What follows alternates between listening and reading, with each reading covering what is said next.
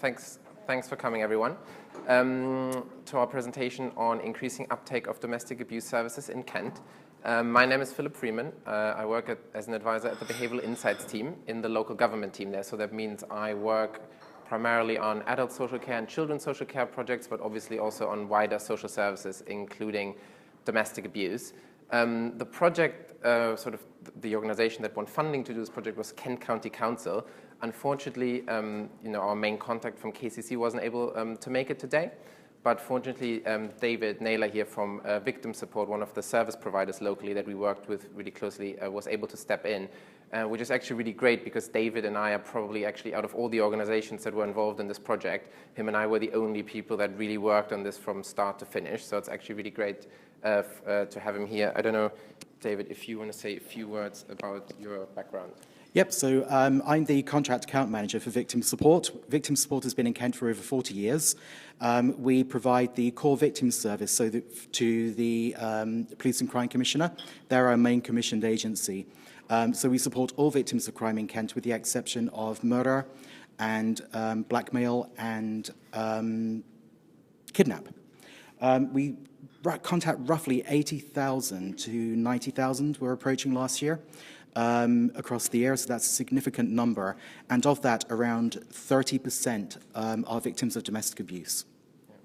And David will explain a bit more in detail what the service offer to victims of DA is in a second. Brilliant. So then let's get started. So to give you a very quick overview of what we're doing. So first off, I'll talk you a little bit about the background to the project and some of our research findings. Then secondly, because this is obviously an interactive workshop slot, I'll get you guys to, to get together in groups, as we mentioned before, and have a little bit of a chat about, for you to tell us what sort of solution you would design. I don't think there's enough time for you to actually design something and draw something up, but it'll be more around sort of what sort of intervention channels would you use and what behavioral insights that might include. And then we'll show you the intervention that we actually designed, and as well as the results. And then we'll end on Q&A and some of our final reflections on the project as well. So brilliant. So background to the project. So obviously, domestic abuse is a really entrenched social problem that causes immeasurable harm to victims and their loved ones. And it also places a significant burden on public finances, which was estimated at $3.9 billion in 2008. More generally, so the number of domestic abuse cases coming to the attention of the police is rising nationally. In Kent, that sort of follows a similar picture, and it's generally sort of accepted that that's a consequence of changing reporting behavior rather than the underlying prevalence of it. Because the crime survey for England and Wales sort of suggests that the level of domestic abuse that people experience stays broadly the same, but this is obviously more people making reports, which is a consequence of an increased focus of the public sector, sort of to raise awareness and so forth. And more generally, so I don't know how much all of you all know about this, but there's a national risk assessment process for victims of DA, and sort of victims, it's assessed they can be at standard, medium, or high risk of harm.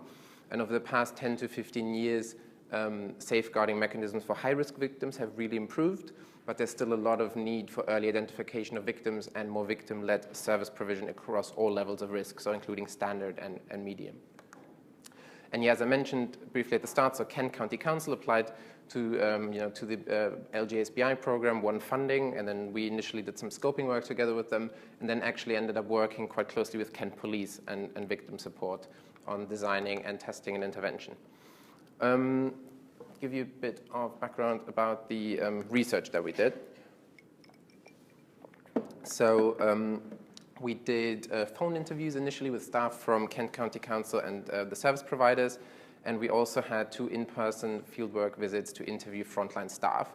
Unfortunately, as part of this project, we weren't able to do research with victims due to safeguarding concerns, and we also weren't able to attend do observational research and attend frontline response officers attending domestic abuse incidents, similarly to safeguarding issues, which is obviously something that we would have liked to do.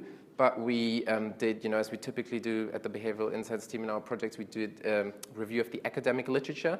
And actually, domestic abuse is an area where there is actually quite a lot of research out there on sort of the barriers that victims experience in terms of accessing support services. So we still were able to get a pretty well-rounded picture of what was, their experiences. We then we mapped pathways through which victims can access support in Kent to identify barriers and opportunities for intervention. We reviewed locally available data on the prevalence of DA, the number of cases, and then coming through from different routes, and then sort of the outcomes for victims as well. And lastly, yes, so I already mentioned this. We did an academic literature review, where we reviewed DA-specific research as well as behavioral science research. So I think we said David now would quickly talk you through the local service system in Kent and how that works.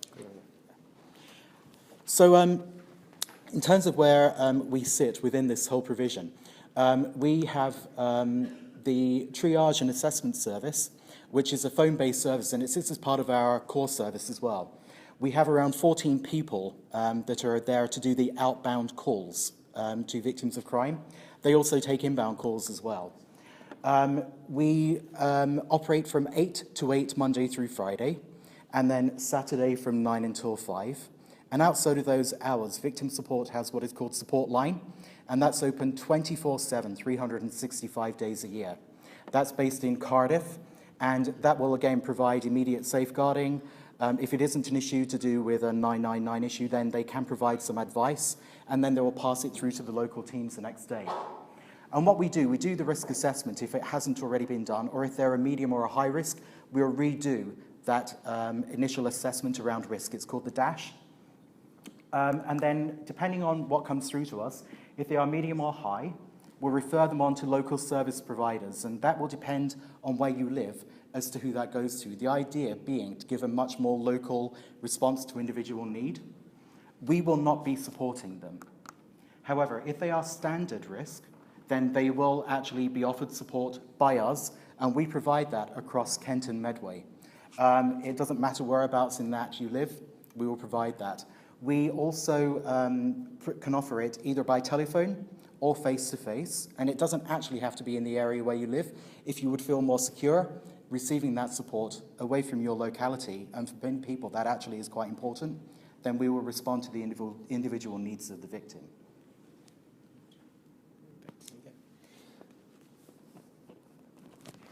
Okay, so yeah, David explained a little bit of how the local service system works, and there are obviously different routes into support. So victims could self-refer, or public services can refer, like A&E. But sort of the main route into support really is through the police, and that's why we basically ended up deciding to work with the police, because it's the sort of the touch point through which where you have the highest volume of victims. And national research also suggests, as well as our initial scoping conversation, suggested that there was scope for improvements locally, and there was a lot of appetite to work with the police. So that's why we sort of focused on that touch point rather than other ones in the system. So yeah, just to walk you a little bit through the process and how this works. So, a victim reports an incident of domestic abuse to the police. That's obviously typically done via the phone, and they'll talk to somebody in the force control room. And then usually if the case is emergent or ongoing, response officers will be dispatched to the scene, and they'll try to separate the victim and the perpetrator. They'll try to establish what's going on. They'll do a risk assessment, and they'll try to establish whether an offense or whether a crime has been committed by the perpetrator. And as part of that, if that is the case, they'll also try to collect evidence. Now, the way the local service arrangements work in Kent, only victims in cases where a crime has occurred will get an automatic follow-up contact from victim support. Victims where no crime has occurred, they could still get in touch with victim support, but this sort of automatic follow-up contact, they'll only receive it where crimes have occurred. So then the police, at the end of the day, they just transmit all crime cases, not just DV, but cases of all crimes to victim support. And then victim support will try to make contact with the victim. In the case of DA, it's a first phone contact within 48 hours and a second phone contact within 5 days. So one key thing to point out here is that the call comes from a withheld number due to safeguarding reasons. And also, similar to safeguarding reasons, the victim needs to confirm their identity. So they'll be called and they'll be asked, is this Sarah Smith here? And then the victim needs to say yes. And if they don't, then victim support have to terminate the call because they don't know whether they might be sort of speaking to the perpetrator or something that might be going on. And so we sort of merged data from the police and from victim support and found that just over 60% of victims cannot be successfully contacted, which is obviously like a fairly high number. So what are the local barriers to service uptake? So during our interviews with police staff and people at victim support and other charities, we sort of identified 3 main barriers. So the first one is poor report. So officers don't always create sufficient rapport with victims, and victims often don't feel listened to or like they're being taken seriously. Explaining the follow-up contact, so officers don't always signpost victims appropriately, and more particularly, they often don't explain about this follow-up contact from victim support, and that this will come from a withheld number, and that they need to identify themselves. And thirdly, time constraints. So that's just sort of a general factor. Obviously, police forces have to deal with lots and lots of incidents, and sort of the lack of time sometimes to spend a lot of time at a scene can obviously lead to these 2 previous factors that we mentioned. So then, what barriers are highlighted in the academic literature? I'll just talk through these very quickly. So lack of awareness. There's victims may not recognize that their partner's behavior is abusive or think that they're in such a situation. Lack of self-efficacy. So self-efficacy is a concept that refers to people's sort of belief that they can take on challenges, and that can actually be further eroded by a situation like domestic abuse. Then lack of perceived support. So victims, often victims may not feel able to leave because they feel like they don't have sufficient support to do that. And the perception element here is important because they might actually have decent social support networks, but the perception is what matters. Financial dependence on the perpetrator can be a problem and make victims feel like they can't leave. Fear of retribution. Fear of the loss of children, because children's services might get involved, and they're sort of concerned that they might lose their children. Another one is not wanting to end the relationship.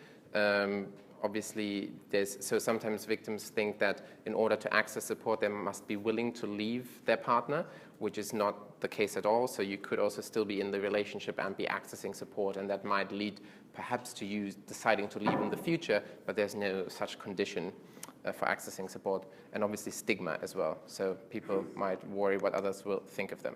Can I just add in one other point there as well that's really important from to get the victim's voice out? Actually, what a lot of people want is they just want it to stop. And by the police attending, that's it stopped. They don't want to deal with anything else. At the immediate point, the violence has finished. They want to forget about it. They want to move on with their lives. And that's a really important thing to recognize in terms of some of the barriers that we've had with this program and the barriers that we face with establishing contact with victims of crime. One other thing just to flag up as well, if we aren't able to make contact with victims of crime, we go back to to victims of domestic abuse. We go back to the officer in charge that's listed on the case, and we let them know that we have not been able to make contact. The hope is that they will go out and they maybe try to get a different contact number, or just to remind the victim that, victim support is going to call you. Unfortunately, again, just down to resources, that may not happen. But just so you know that people just aren't left with silence, it is about trying to close the loop on risk, and that's why we do act through on that method. So let me talk you through the intervention that we actually designed, which is very similar to what you just described. So we ended up designing a very small and discreet business card for victims. As some of you mentioned, we didn't use text messages because for safeguarding reasons, Quite often the perpetrators have access to the phones of victims. And although even with a card, you sort of have a slight risk of the perpetrator finding it, we sort of went through a very, very small format that's sort of quite easily tucked away. We did also in our intervention, actually, we said to officers to only hand it out in cases where the perpetrator was aware of the police involvement, so it couldn't sort of come as a surprise and shock. And also, so obviously, so the card's very small, but it also, I think that's a virtue from another angle as well. So quite often, public sector communications are quite lengthy, and people just don't end up reading them. So I looked at a couple of leaflets that are handed out in other areas that describe domestic abuse support services, and they use particular forms of language. They're quite lengthy and so forth, and I could just really see a victim not necessarily reading all of that. So yeah, so we sort of, as I said, designed a very short and succinct card that essentially just provides a very clear call to action. So our rule of thumb sort of is when people read public sector communications, within 2 seconds they need to know what's expected of them, and sort of and then really to only have the key information on there. It visually, I think I saw another project today that used this sort of approach as well, the goal gradient. So it visually suggested that victims had already taken the first step and were closer to accessing support by using sort of, having a 3-point line and showing that the first point, reporting the incident to the police, was already completed. And now it was the next step to do. And we then, on the back, set out the support offer in very, very simple language. And we also deliberately do not use the word domestic abuse anywhere on the card. Precisely as I pointed out before, I think quite a lot of victims don't necessarily consider them, think of themselves as being in such a situation. And we just sort of use language like, people in situations like yours. And lastly, we provide social proof by highlighting that getting support from victim support is very common. So we say that they've supported over 800,000 people last year, which is obviously not just for domestic abuse, for all sorts of crimes, but just sort of showing that many people are in touch with victim support. Obviously, so we designed these cards so that response officers would hand them out. So we obviously needed a sort of like second element to our intervention where we needed to inform officers of the fact that they needed to do that. So I'll talk you through the intervention rollout in a moment. So how we sort of rolled this out across Kent, actually, because it was fairly complicated. It was a very complex project. But this is the briefing slide that we designed. It's not very pretty. We designed something very different before, but as we came closer to implementation, we worked with the intelligent briefing teams at the police, and they had quite rigid templates that we needed to fit our content into. So we had to sort of be quite flexible and adapt. But nevertheless, so this is the briefing slide. It would be rolled out across stations, and the response officers would get this in their shift briefings, essentially, for 2 weeks. The slide was up briefly at the start. And the slide had a clear call to action in the bottom box. So just except what do you need to do? Hand this out in crime cases, not in secondary incidents, and a bunch of other and a few other points. It made compliance with the initiative attractive at the top by suggesting that this could help reduce repeat calls and sort of the stress and strain that officers are under. And we also suggested that made very clear that the initiative is supported by very senior officers in the police force, and that compliance will be monitored, which was only very indirectly, but yeah. So those were the two main elements of our intervention. On top of that, we also designed a couple of things that I didn't show here, such as briefing packs for the chief inspectors of each station. So we obviously needed to explain to people what we were going to do, how we were going to collect data, when they needed to start, and so forth. So we also designed those things. So this was a fairly complicated randomized control trial that we were actually able to do. So we ran a step wedge cluster RCT across 12 police stations in Kent. A step wedge trial essentially is a particular research design, but essentially it just means, from a practical perspective, it just means that it's a phased rollout where one station goes live in week 1, and then in week 2 the second station goes live, and then week 3 the third. I won't go into sort of the the sort of statistical reason for doing it like that. Basically, all chief inspectors were informed of the trial before we started, and then the week before their station was supposed to go live, they received a reminder email where they were given where they were receiving the briefing again. Then they had to go during the week and brief their policing team leaders, and then the policing team leaders were the ones that then in the week when the station was going live would brief the officers. We also had our cards that we, during the week before, sent out to the PA of the chief inspector, and the PA was responsible for putting the cards in the briefing rooms. And yeah, and somebody from police headquarters was sending out those reminder emails and then checking in with the station once it had gone live, whether everything had gone to plan. So our outcome measures for the trial were, the first one, the proportion of victims successfully contacted, right, from when victim support makes the follow-up call, and then the proportion of victims with what is a service delivered, which is essentially, was the victim willing to sort of have a conversation over the phone where they, where they're being risk assessed or, receiving some sort of advice over the phone. This could have also led to an onward referral, but we weren't able to measure that. But sort of service delivered just means that they received some sort of support over the phone at a minimum. So I think there's a pointer on, I'll talk about it a bit more in a second when we get to the results, but it was a pretty challenging implementation.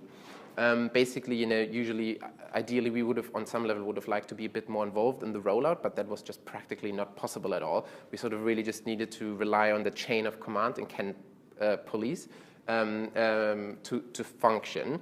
Normally, when researchers do studies, they can be quite involved in the rollout, which can mean that the compliance is high, but that can also mean that that you then measure a larger effect than you might see when you would roll out the study in a different environment without your involvement. So we had a challenging implementation, but high external validity. So it basically just means that the effect that we see is sort of like what we would expect a police force rolling this out without our involvement would expect. Another thing, sort of just to point out, but probably too complicated sort of to talk through here, is that 50% of cases did not have an attending officer recorded. That's for a huge variety of reasons, but basically we had to exclude all those cases from our analysis. We needed to know what officer attended the case, because that would tell us which station attended the case, and we needed to know which station attended the case and the date, so that we knew whether the victim received the card or not. And that, sort of the fact that we had to sort of reduce our sample was quite reduced, that reduced our statistical power, which is essentially our ability to conclude with confidence whether our intervention, whether the effect we observe is due to our intervention or not. So we can, in advance of this trial, we were able to calculate our called minimum detectable effect size, which is the effect size that we would need to see to be able to be sure that it was that the effect was due to our intervention. So for the contact rate, that was a 5.3 percentage point increase, and I'll explain what that means in a second. And for the service uptake, that was a 4 percentage point increase, which is different from a percent change, which is something I'll explain in a sec. So these are trial results. For the proportion of victims successfully contacted, in the control group we had 36.4% of victims being successfully contacted, and in the treatment group who received the cards, obviously they wouldn't have been handed out in all cases, but they should have received the cards, 38.7%. So that's a 2.3 percentage point increase. The percentage point just means the actual difference, or a 6.3% change. Percent changes are always larger, and unfortunately, sort of this result was not statistically significant because, as I said, our minimum detectable effect size was around 5 percentage points. We still think that that's a pretty good result, though, and that's sort of within the range of what you can hope to achieve with a nudge intervention, and particularly in such a setting where actually in quite a lot of cases the card might not even have been handed out, and we don't really know whether that happened. Then, for the proportion of victims with a service delivered, we have 16.6% of victims in the control group having a service delivered, and then 17.2 in the treatment group. So that's a 0.6 percentage point increase, or a 3.3% change. So our sort of recommendation to Kent as an area was the following. So obviously, unfortunately, we didn't reach statistical significance, although it does look like that the intervention has had an effect, but we basically cannot conclude with certainty that that was the case. But we still think that the results are good enough to continue with the intervention, and that's because there's no evidence of a backfire. It's reasonably cheap and not difficult to implement. And however, we said a rollout should be accompanied by a longer-term evaluation to gain absolute certainty about the effect of the intervention. And we are currently, together with the LGA, looking for areas across the UK to test and develop this approach further. One of the things that I will say is a reflection that isn't on here. The most important thing is to get everybody on board from the start. And one of the things that we were actually lucky about is from the very first phone call, everybody signed up to the idea of it. Maybe not the process and maybe not how it was going to be delivered, but we all agreed to do it. And that was just really key. The timing, though, was lousy, because when all of this was going on, we were looking at GDPR coming in. And GDPR has absolutely had an impact on our service, because it's hard enough. We're calling from a withheld number. We have to get people to identify themselves. And then before we can start, we have to go through the spiel around GDPR. We are going to lose people. They're going to disconnect. However, in addition to that, the whole setup for GDPR wasn't really firmed up until the very last minute. So with us working with an outside organization and working with the police to ensure that we were going to be compliant with the restrictions around GDPR was quite tough, and there was a heck of a lot of time spent on that. By myself, by our IT guys, by our data compliance manager, by our CSIRO. So that was just not great timing. However, we got through it. Organizational cultures. Police, third sector, BI, they're not coming from the same sort of hymn book, are we? And, people become institutionalized, and there's a way of doing things, and I found myself standing in the middle, trying to do a little bit of translation as to, what things meant and how we could get it to move forward. Landing the process again, convincing everybody on my side that, this is how it's going to work, and this is going to be good for us as an organization. And also, more importantly, that it's not going to negatively impact on victims. And then just the resources. I'm one person. We're a big organization in the context of the field that we work in, but we are not a big organization. We don't have unlimited resources. And so actually, there are times when things are bogged down from my side, which I wish I could have maybe changed. However, that's unfortunately the way it is, and we just have to acknowledge that if you're working with smaller organizations, things around IT, it may take a while to get answers to. Just using that as an example. It's not because we don't want to give an answer, but I can't speak for IT. So, just bear with us. I mean, I would add to that. I mean, actually, I think we had more problems of working with Kent Police, because they obviously also no, not in a bad, but like I think they were very, very stretched as well. And we were working with the Forces DA lead on this initially, and she had a million other things to do. So at time it was a bit difficult to progress the project, but we really stuck with it. And then once we got to implementation and had some support from the police headquarters, that everything started actually going really, really smoothly. I mean, I think one observation from me also is like I think it was a bit challenging at the start of the project when we started sort of like doing some scoping work and defining sort of where we're going to target. I think sometimes councils approach us and want sort of a behavioral insights or behavior change project, but quite often what they're thinking about is essentially a comms campaign where you can obviously use behavioral insights, but obviously a comms campaign is not really, can't really be evaluated.